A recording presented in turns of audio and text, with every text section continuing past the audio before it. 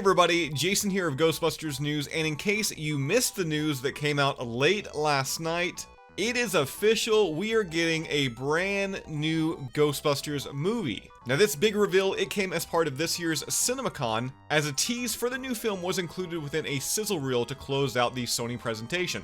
And hearing about this new chapter within the Ghostbusters cinematic world, you know that I am very, very excited. So much excited I may have not slept last night. Instead, just tossing and turning, thinking of Slimers and little mini puffs.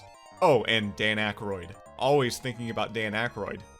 Now, while not too much is known about the upcoming film, like really anything at all, we're gonna assume that it'll act as a sequel to Ghostbusters Afterlife, continuing on the legacy of the 1984 film.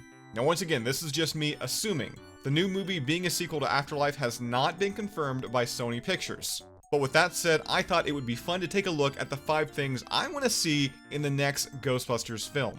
Number 5, more backstory. In Ghostbusters Afterlife, so many questions are left unanswered, especially when it comes to the main characters, the Spengler family. Like, who is Phoebe and Trevor's dad? Also, while we're talking about it, who's Callie's mother? Also, what exactly led to Egon being absent in his daughter's life? If the timeline shown in Afterlife is anything to go on, his daughter was already born during the events of the first film. Why did Egon never mention her? Did the mother keep it a secret only for him to find out years later? Seriously, for a movie about family, there's a lot we don't know about the Spenglers. Number 4, upgraded technology.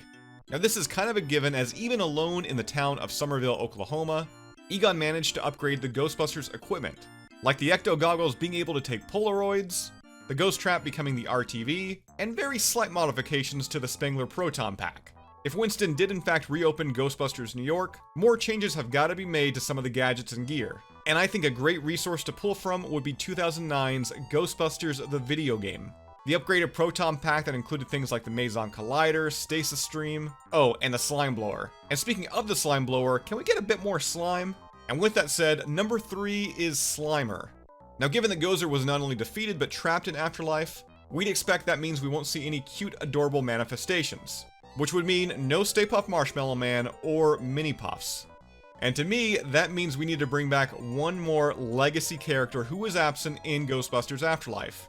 And that, of course, is Slimer. They could make him big and nasty like he was in 1984, or maybe a bit cuter like he was in Ghostbusters 2. I just think from a marketing standpoint, you know, for them to sell action figures and toys, and maybe the actual return of Hi-C Ecto Cooler, we need Slimer back in the next Ghostbusters movie. Oh, and while you're at it, if you want to bring back Walter Peck too, I'm cool with that. Number 2, a new threat. Now, despite me wanting Slimer to return, the new Ghostbusters movie needs a new bad guy. Sure, there are some strange rumors out there regarding the return of Vigo the Carpathian from Ghostbusters 2, and while I'd love to see him make a return, he shouldn't be the in-level boss. I mean, imagine if Vigo was in the film, but shortly after his reintroduction, he meets his demise at the hands of this new threat. Think a moment similar to Gozer and Ivo Shandor. Now, of course, they could create something entirely new, or maybe they could just pull a character from the real Ghostbusters. I mean, there are so many that could adapt well in film, such as Samhain, the Boogeyman, Sandman, Killer Watt, the Grundle, and one of my personal favorites, Gash. And the number 1 thing I would like to see in the next Ghostbusters film, a strong focus on the new team. Now throughout this list, I've talked about further fleshing out the Spengler story, maybe bringing back a few legacy characters, and upgrading the equipment with influences from the 2009 video game. But with all that said, Ghostbusters Afterlife reintroduced us back into the world of the Ghostbusters, while this next film needs to help build a new identity for those within it. Sure, we can have some callbacks and legacy characters, but we also need to know what Afterlife's new characters have been up to over the past 3 or 4 years. These characters need to be allowed to breathe a bit and establish themselves outside of just being related to Egon Spengler. I mean, take Phoebe for example. She would be getting to that age that most kids begin dating.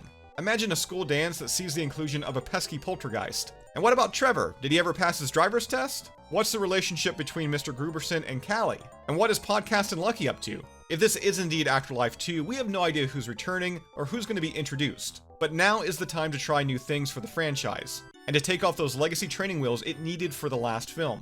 I don't think Ghostbuster fans need another nostalgia trip. Callbacks? Sure. But we've already got what feels like our original trilogy. Maybe it's time to start a new trilogy. So Ghostbuster fans, that does it for the top 5 things I want to see in Ghostbusters Afterlife. But be sure to comment down below and let me know what you want to see. That's all I've got for you here right now. As always, be sure to subscribe to Ghostbusters News here on YouTube. Bust that bell notification icon to stay up to date with everything that's happening within the Ghostbusters world. If you'd like to join up with Ghostbusters News, check out our Patreon page. We have a link to that down below in the description, and I'll see everybody right back here next time.